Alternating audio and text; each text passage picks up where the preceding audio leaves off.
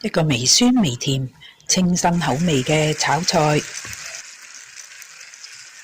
大火熱鑊，已經落咗2湯匙油，油熱15g薑絲、50g嘅洋葱絲，大火煎香20秒。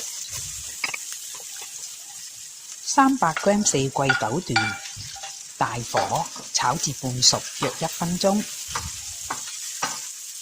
1湯匙米酒、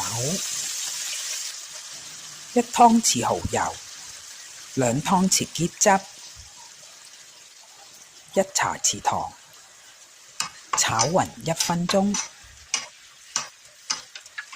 300g 番茄塊，炒勻1分鐘就做好啦。